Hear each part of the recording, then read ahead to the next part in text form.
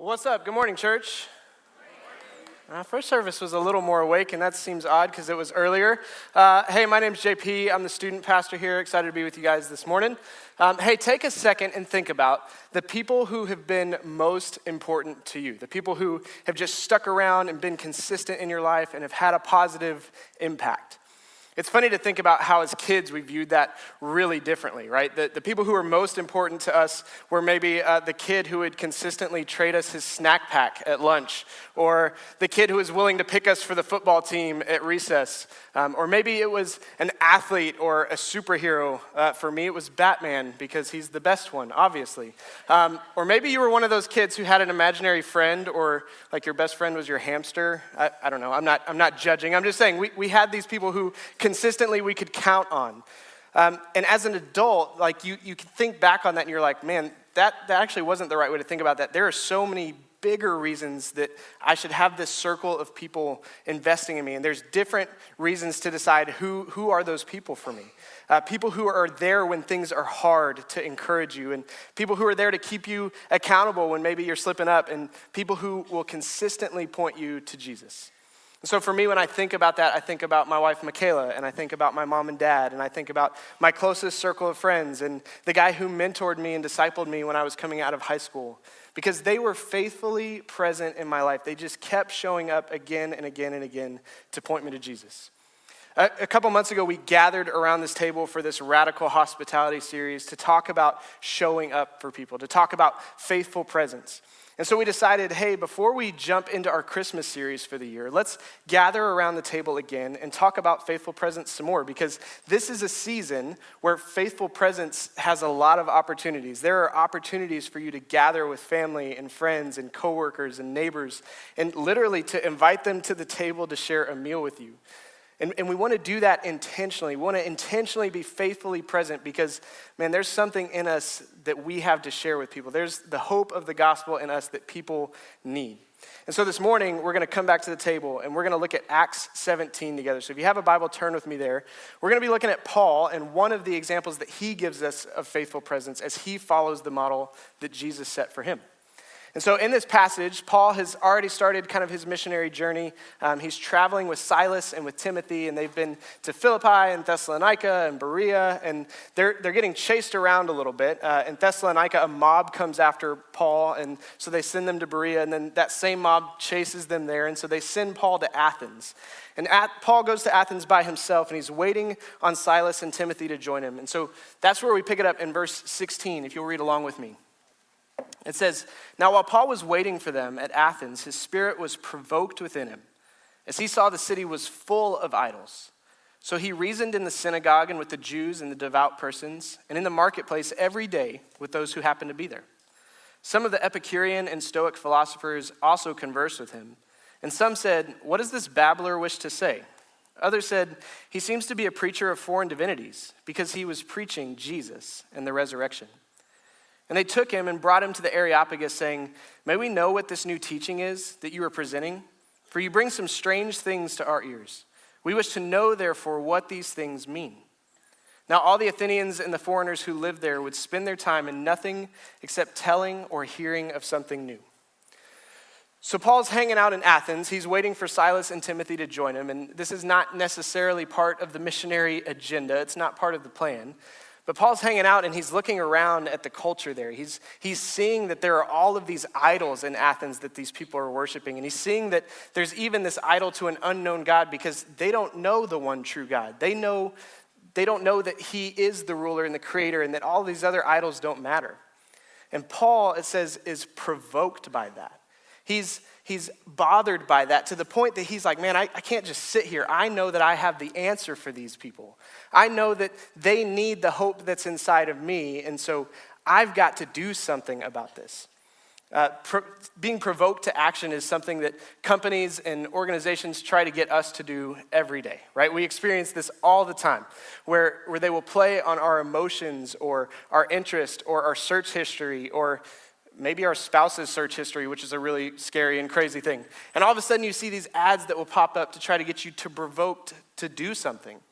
Have you ever been watching a movie late at night and all of a sudden ASPCA commercial comes on? You guys know what commercials I'm talking about? It's like this dog and he's like in a kennel and he's like shivering and In the Arms of an Angel is playing in the background. And all of a sudden you don't care about Die Hard anymore. You care about the cold puppy in the kennel. Right? The idea is that you would ignore what you were doing, see this need, and get up and donate $75 a month so this puppy can have a blanket. I don't know about you, but I've never been motivated by In the Arms of an Angel to donate towards the ASPCA. It's a great thing. It's just, I think there are things that are more important. For example, if a Kit Kat commercial comes on, I'm probably going to be provoked to action. I'm probably going to do something about that need. Or if a Disney World commercial comes on and I see other people riding Space Mountain and smiling in their Mickey ears and eating Dole Whip, I'm going to check my calendar. I'm going to be provoked to action to do something about this need that I now recognize.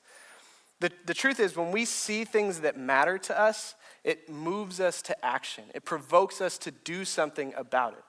And most frequently, those are about our own needs. And every once in a while, we'll be provoked to act on somebody else's behalf too.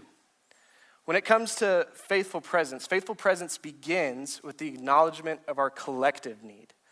See, here's the reality of our situation. The reality is we have this great need, right? Our selfishness, our sin has separated us from a perfect and holy God, our creator. We can't be with him because we have deficiencies. We're not enough on our own. We've rebelled against him. And so our need is Jesus. Jesus comes and pays the penalty for our sin. He dies on the cross for us, and we have to trust him so we can be restored with God. But here's the thing, that's not just your need. That is the need of the entire world. Everybody around you shares that same need. And so if you're somebody who's experienced the hope of the gospel, if you've trusted Jesus for the forgiveness of your sins already, it's not enough to acknowledge that you need him. You also have to acknowledge that that is the collective need of everybody on the planet, because Jesus is the only way to heaven. The gospel is for everybody. We see this again and again in Scripture. In Acts 1:8, Jesus says, hey, the Spirit's coming so you can go be my witnesses to all of these nations. In the Great Commission that we talk about at the end of every service in Matthew 28, it says, go and make disciples of all nations, teaching them what I've commanded you. In 1 Peter 3:15, it says, always be ready to defend the hope that is in you with anybody who would ask. Right? The gospel is for everybody. The need that we acknowledge is for everyone. And so are we provoked to do something about that? Especially if you've experienced the hope of the gospel already, are you willing to do something about that need? And so the question then, right, is what does that look like? How do we actually act on that? What are we provoked to do? In the text, we see Paul set a model for this. He's strategic for that. In verse 17, it says that he goes to the marketplace and to the synagogue. Paul intentionally positioned himself in a place where he could interact with people in their everyday routine. These are big parts of the community where people were engaging every day. And so Paul said, I'm going to go there and plant myself there so I can talk to Jews and Greeks and God-fearers and people who don't know who God is, so that I can interact with them where they're at, where they're comfortable. And so a lot of times I think when we think of sharing the gospel and we think of faithful presence, we think, okay, what country do I need to go to do that? What is my church doing so that they can send me somewhere to share the gospel? Well, faithful presence is about recognizing the missional opportunities God has placed in your everyday routine. These people in Athens were naturally going to the synagogue, and naturally they were going to the marketplace. And Paul needed food. He had to go to the marketplace too, right? And so he recognized that there was missional opportunity right in front of him, right where he was. And so Paul didn't wait for somebody to come ask him what he believed. He intentionally met people where they were at. And those opportunities are all around us, right? It looks like us meeting the new neighbor that just moved in on our street. They're new to your community. They don't know anybody. Walk across the street and get to know that person. It's about starting a conversation with the guy next to you at H-E-B who's also buying the hot tortillas. And then if he's like me, he's sneaking one on the way home because they just smell too good, right? Don't ignore that guy. Engage that person. God has placed them there. It's about engaging the people at the soccer field next to you on Saturdays while you're watching your kids play, or saying hello to the Amazon driver who's at your house for the 5th time this week. Again, I'm not judging. It happens at my house too. But God has placed these missional opportunities right in front of us to be faithfully present. And I get it, sometimes that's uncomfortable, right? We like to draw these social circles that include just a few people, right? And it makes us feel comfortable and safe. And people outside of that circle, like, that's not our problem. We just care about the people here. But that's not what we're called to do. And I get it. Listen, I'm an introvert at heart. I have my tight little circle that I've drawn to, and it feels good, and there's just a few people in it. And if you're outside that circle, I don't really want to engage you. That's not really my thing. And Paul was maybe more of an extrovert, so I guess this was easier for him. But I'm going to have to take a fat nap when I get home because I've been around all you people all morning. And sometimes that's just how it is, right? That we've been built differently, but no matter if you're an introvert or an extrovert, if it gives you energy to meet new people or if that's terrifying, God has called you to interact with people outside of your circle. God has called us to engage the community around us and the missional opportunities he's given us so that we can share the hope that we have. Faithful presence requires you to invest in relationships outside of a circle you may have drawn too small. And the relationship part of this is huge. Once Paul was engaging these people in the marketplace and in the synagogue and in these common areas, it says that he reasoned with them and that he conversed with them. This is kind of the common rhetoric for the day where it was conversation driven. It wasn't a lecture. Paul wasn't sitting them down and telling them what was wrong with them and what they needed to hear. He was having conversations with people. He was reasoning with them. He was asking them questions about their story and allowing them to ask questions about what he thought and what he believed. He was investing in them relationally. He wasn't having these heated debates. He wasn't being divisive. He was being loving and personal. He was following the model that Jesus set, right? Because Jesus did this better than anybody. Jesus always invested in relationship first. Jesus taught people and he healed people and he saw them when society wouldn't, right? He called Zacchaeus out of the tree when nobody wanted to hang out with him, but Jesus met him where he was and invested in that relationship and went and had dinner with him. And so Paul is following this model of investing in people where they are. And the trick is, if we don't approach our neighbors in that same way, if we don't approach our coworkers in that same way, then faithful presence is the last thing that they're going to want from us. If you show up with your neighbors and with your coworkers telling them what you think they need to hear and being aggressive and divisive with that, they're not going to want you to stick around long enough for them to experience the hope that's in you. So we have to follow this model that Jesus set for us. We also see here that Paul did something else that's really important. It says that he was doing this every day. That every day, Paul was consistently showing up and talking about the gospel. He was talking about Jesus and the resurrection. This is the faithful part of faithful presence, right? The faithfulness is necessary in our presence because consistency creates curious conversations. How about that for alliteration, English teachers? I think I get bonus pastor points for using alliteration in a sermon too. But this happens, right? Consistency creates these curious conversations. And this happens to you every day too. You'll see something go by your social media feed a couple times. And like after a while, you're like, what is that thing? What is this new TikTok challenge that I should be a part of? What is this new trending meme that I want to engage? Or what is this headline that I keep hearing in the background? Or this song that I've heard in a couple different places now?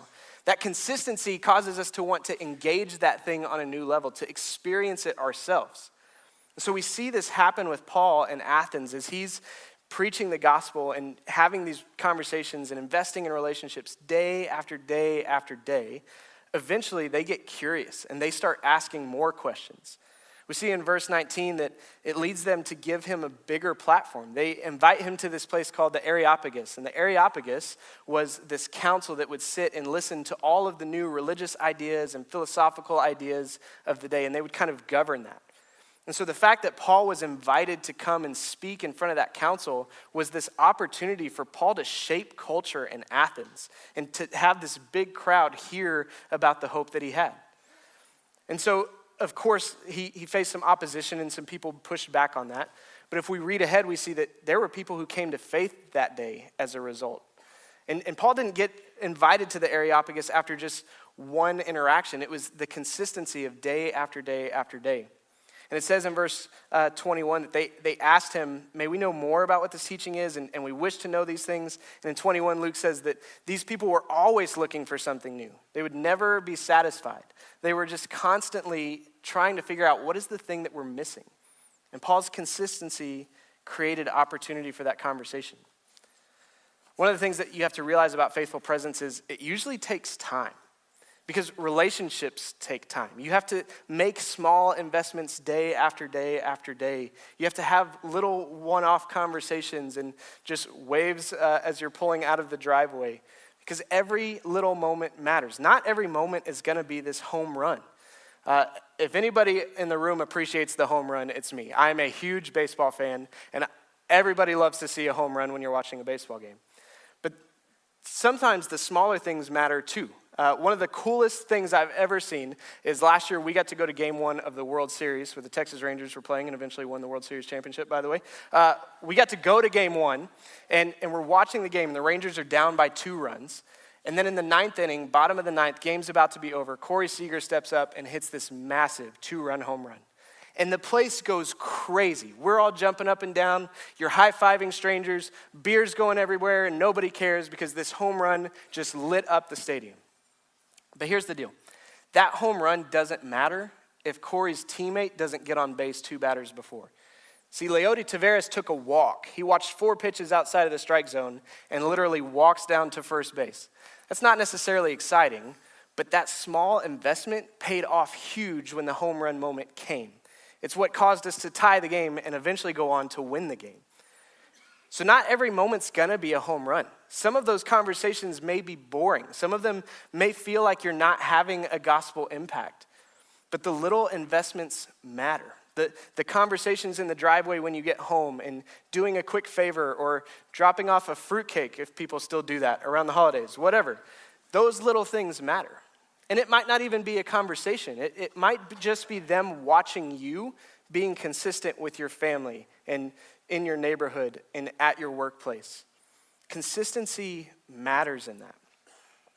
And so last time we were here, last time we were having this radical hospitality series, Drew defined faithful presence this way. He said, faithful presence is living every day in all our daily routines with a missionary mentality, using our workplaces, our classrooms, our neighborhoods to build relationships of grace that point people to Jesus. So what does it look like for you to consistently point people to Jesus through relationships of grace, through consistency, recognizing that there's a need out there that needs to be met and you have the answer to that? I am really proud to be a part of a church that cares about this. I'm really proud to be a part of a church that's continually having this conversation of faithful presence. And so today we're going to do something a little bit different. I'm going to invite some friends to actually join me up here on stage so that we can talk about what faithful presence has looked like in their context. So would you guys welcome, this is Crystal and Luke and Connor and Annie. I just called you Connor, by the way. This is Colton, by the way. Hey, so thank you guys for joining us. And part of the thing in this faithful presence conversation is it looks different for everybody because our contexts and our situations are different.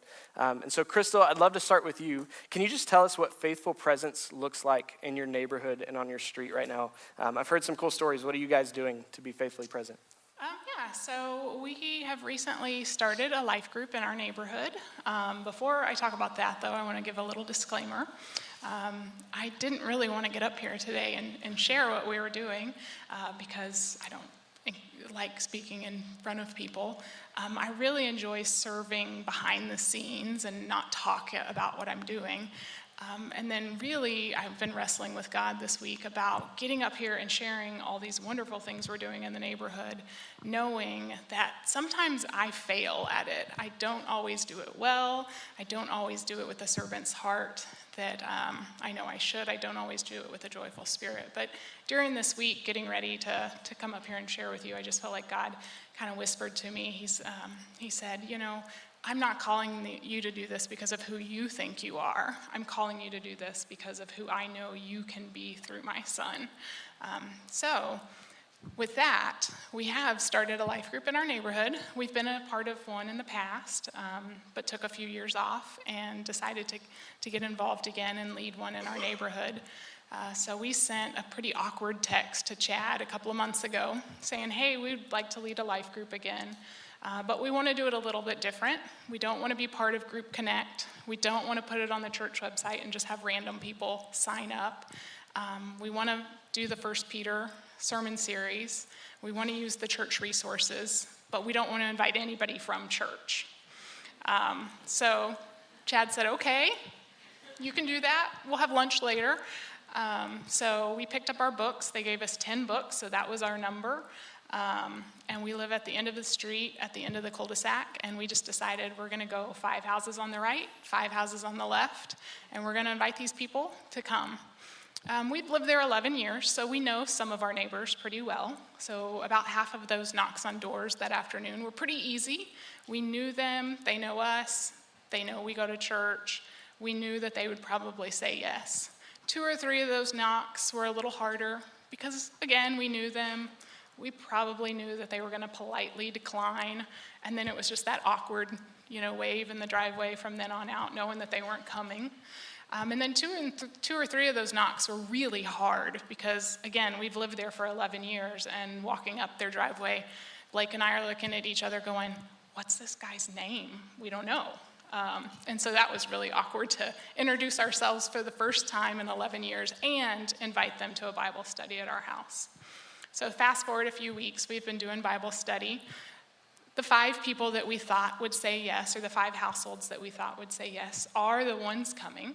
And it's been pretty easy, pretty nice to get to know them on a deeper level, to share the love of Christ with them, to study God's word, and just do life with them. So good. And I've heard so many people tell me how faithfully present you guys are everywhere, all the time. Eddie was telling me between services, like, hey, they don't like to talk about what they do, but man, they invest in people so well. And so what are some of the fruits that you've seen from that investment in these first couple weeks of leading this life group? Like I said, none of the people that we invited attend church here on a regular basis, but a few have visited since we're doing the sermon series. We've invited them to come. A lot of them are watching online, so they're getting that as well. A couple of the ladies are actively involved in Tuesday morning Bible studies here at the church now, so that's just a few things. Also, our kids have gotten to get to know our neighbors a little more deeply. We have a lot of retirees in our neighborhood, and so our kids have seen some needs. They've been able to help with yard work, dog sitting, house sitting, babysitting, and just be a faithful presence as well in their life. But not only are kids serving our neighbors, because they know who we are and who we want our kids to be, have also come alongside us and been able to speak life into our kids, to speak truth, to hold them accountable for their actions, to be generous in their lives, to be their cheerleaders when sometimes as parents it's hard to be our kids' cheerleaders. So that's been a real blessing in our lives. We've had some medical needs pop up on our street this year, some inside of our group and some outside. We've even had 2 EMS visits to our street this year. So some of the ladies and I were able to get together and do a prayer walk and pray for every house on our street, some of the needs that we know about, and then also just to pray that we would be aware of needs in the future. And then one of the coolest stories is Blake, my husband, and I were walking and noticed one of our neighbors was having car trouble, and so he stopped to help her figure that out. And one of the neighbors who we knocked on their door, just a few weeks prior, that we didn't know their name, who we hadn't really had any interaction with in 11 years, saw my husband outside helping this neighbor with her car, and he came out and helped my husband. So that family's not coming to life group yet, but we're having interactions with them. We're getting to know them on a deeper level, and we're hopeful that in the future they will start coming. Yeah, it's really cool to hear how that consistency is already paying off in your neighborhood. Really, really good. So Luke and Colton are juniors at Davenport. Would love to hear from you guys. You guys are doing some really cool things, and we've seen a lot of students come to our church as a result of you guys. And so we'd just love to hear, what does it look like to be faithfully present as a high school kid at Davenport? Yeah, so I'm Luke. I play football at Davenport. And for me, being faithfully present means showing Christ through my action. I'm not really a man of many words. My mom calls me a quiet leader. But Jesus calls us to cast ourselves a wide net and be fishers of men. And so one way I've committed to being faithfully present is through inviting my teammates and classmates to church, whether it's Wednesday or Sunday. And, whether they're believers or they're just curious, I want them to know that they're always welcome here. And sometimes it doesn't stop with just an invite. It takes weeks to even months of checking in and being there for them and just being present in their lives. And the fruit of that is evident in just the community we have at Davenport. And, the verse I try to live out through that is Romans 12:11, which says, "Never be lacking in zeal, but keep your spiritual fervor, serving the Lord." And what that means is, don't be lazy, but serve the Lord with excitement and passion. And I want my teammates to see that my energy and passion isn't just for football. It's for Christ, and it comes from Christ. Faithful presence is all about consistency, whether we're practicing or at school or even in the stressful moments of the game. I want my teammates to know and trust that the Lord will provide. And through me, the Lord has provided, making an impact in this community. And one of those ways is through MOGS. All right, I'm Colton. So MOGS is Men of God Saturday study. So basically, we would dive into the Word after our football games. Well, not anymore, because, if you know, you know. I wasn't going to bring it up, though. So yeah, after we watch film, we would dive into the Word, and MOGS is more about these not our friends opening up, because we're all holding stuff, and we believe that this Bible right here is the way to help them out. And I feel like Luke and I's impact, and a lot of other guys, our impact has changed some people, I believe. And there's this cool story I have. So at the beginning of the season, after we ran out of the tunnel, we would have 3 guys come and pray with us. And I have some pictures to show. I don't know. Oh, yeah, you can see them. Yeah. So it started off with 2 people, and that's at the beginning of the season. And then, hold on. So that's the whole team. The whole team came to pray with us.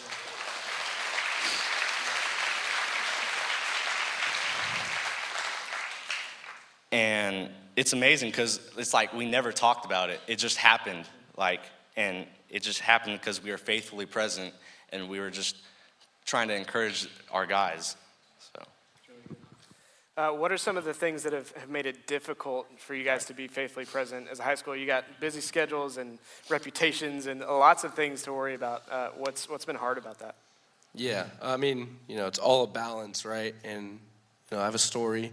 At the beginning of the football season, I was not trusting God's plan for my life, and I wanted to serve. I wanted to help progress His kingdom, but I didn't see it in football. I thought football was just getting in the way of that.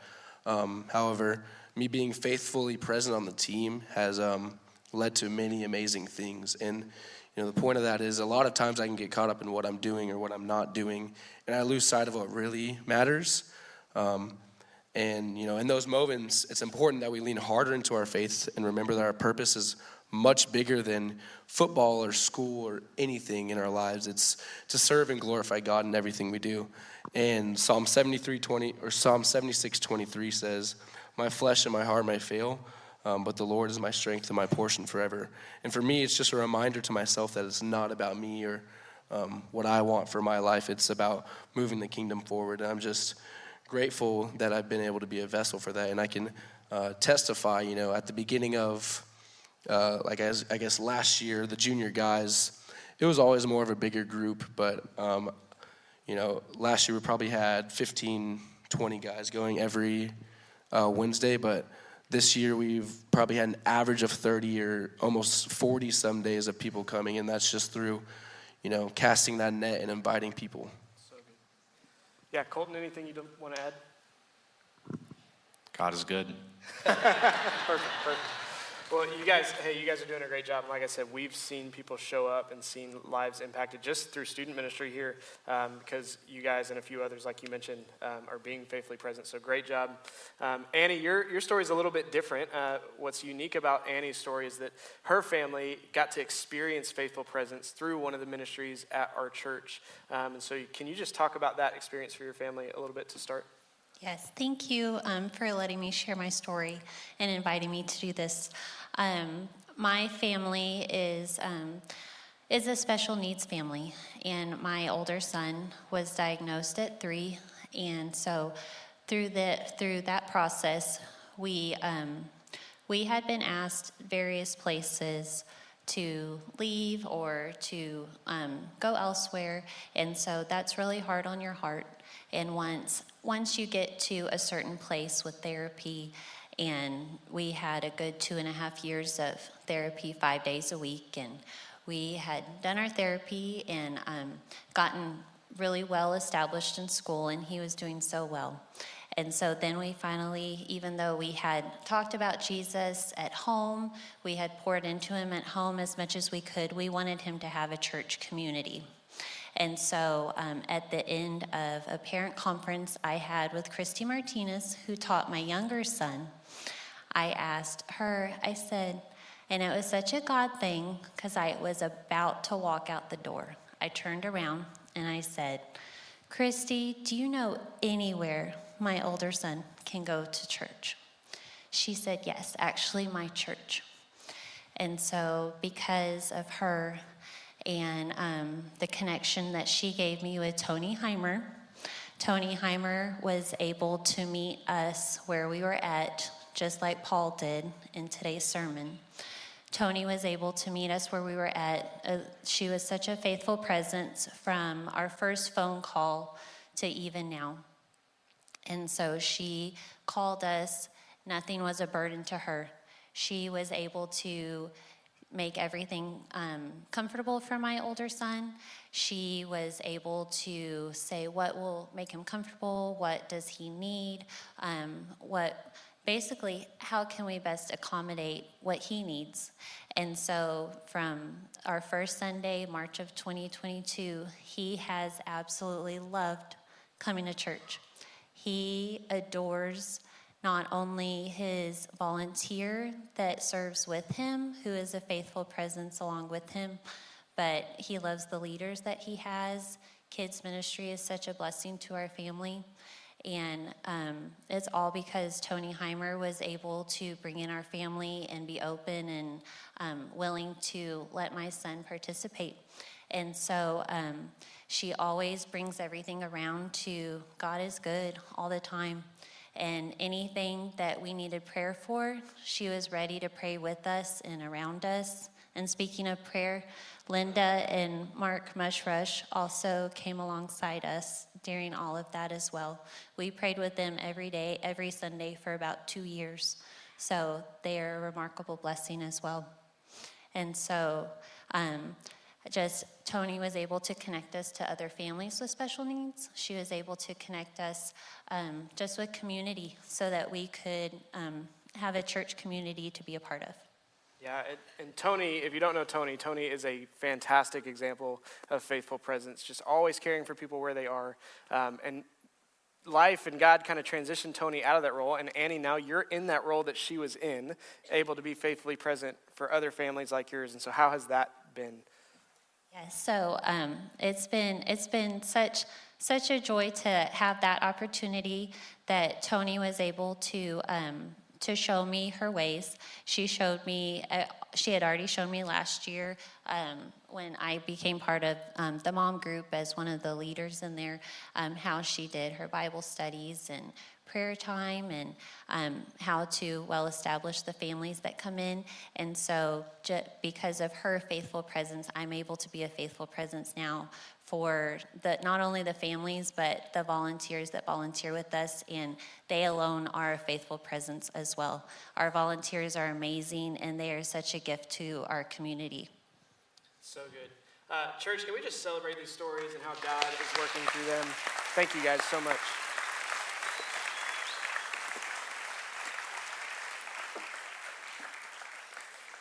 It's really good and I think helpful to hear those different contexts and to see how God can use people in such different ways to be faithfully present and to make himself known. In Acts 17, 26 and 27, the beginning of that, we see Paul when he's in his speech at the Areopagus, and he's explaining that, hey, the God that you're missing is the ruler and creator of all things. He's the God over everything. And in verse 26, he says this, he says, "And he made from one man every nation of mankind to live on all the face of the earth, having determined allotted periods and the boundaries of their dwelling place, that they should seek God, and perhaps feel their way toward him and find him." What Paul's saying here is the God of the universe, the creator of everything, who's intentional about everything, has intentionally placed you in the place that you are right now. He's put you in the place that you live, around the people that you live. And he's intentionally placed them there too, that they may see God through you. You are a part of God's plan to be faithfully present so that people can find him and feel their way toward him through you.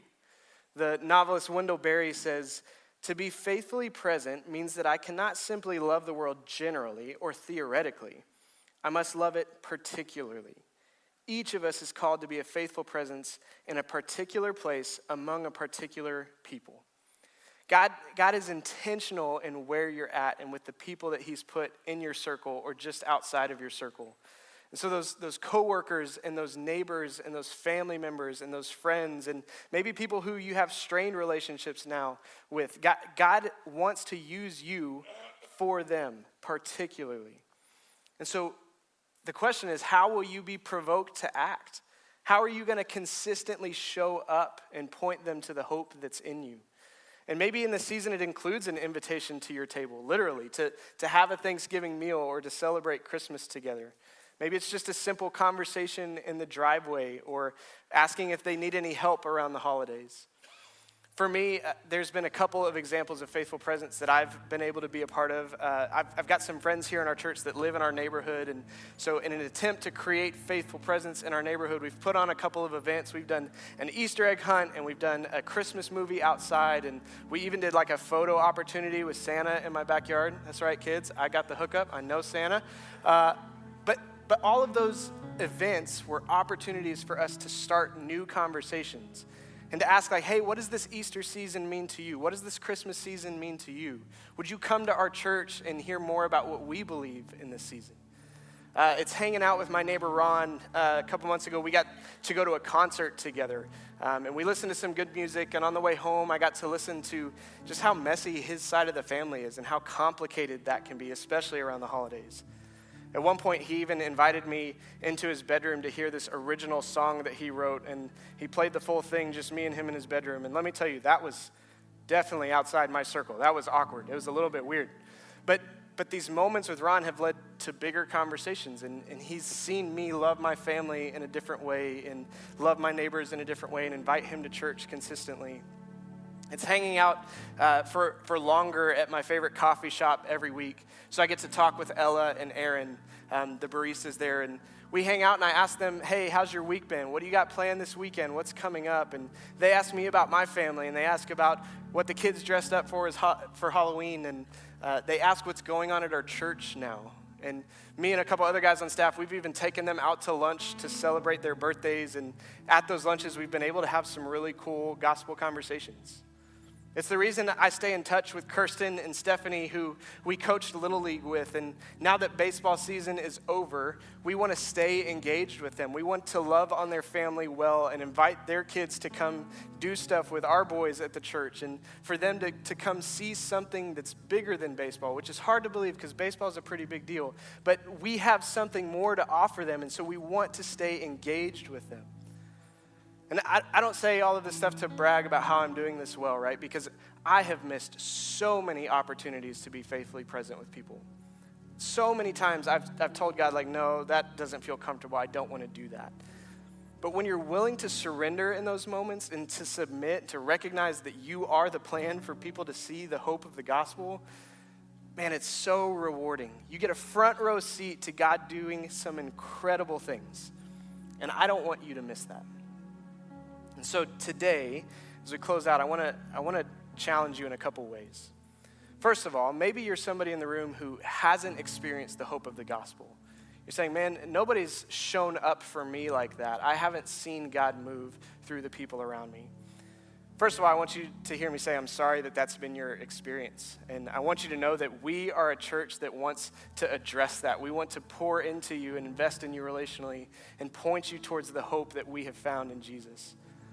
But I would challenge you this morning to say a quick prayer to God that he would show up through somebody today, tomorrow, this week, in this season, that God would show up through somebody around you and make himself known, that you would get to experience that hope in a new way. And if you're somebody who's already experienced the hope of Jesus, you've said, yeah, I recognize my need and I've trusted Jesus to meet that need for me, then I dare you to have a conversation with God this morning about how you should be more faithfully present. I dare you to name the people in your circle and just outside of your circle who you know need the gospel, who they're walking through life broken, without hope, without understanding what their need is. Have a conversation with God this morning and ask him for boldness and ask him for clarity. Ask him to allow you to expand your circle so that you can include people in, so that you can be consistent with them. And so before you stand to worship, I want you to just take a moment with God. Just sit in your seat and have a conversation with him. Ask him to show up through somebody today so that you can experience his grace and his love. Or ask God to give you boldness. Ask God to give you consistency and a clear path forward. Trust God with what that faithful presence looks like and be provoked to act on it. So God, this morning, we stand in awe that you would allow us to be a part of your work. God, it's incredible that you love us when we haven't earned that, that we don't deserve that. It's incredible that you want to be present with us. And so, God, I pray that you would help us to be faithfully present with others in response to that. God, help us to see the need of the world around us, to see the brokenness that exists without you.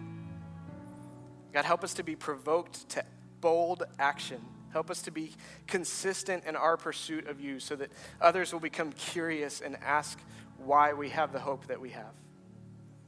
So God, we surrender those moments to you. We surrender our desires to you. God, I pray that you would break our hearts for what breaks yours. We love you. In your name, amen. If you want to talk to someone about a decision you've made, or let us know how God is moving through these messages, visit nebc.ch/contact. Be sure to stay connected with us throughout the week on social media or by subscribing to this weekly podcast.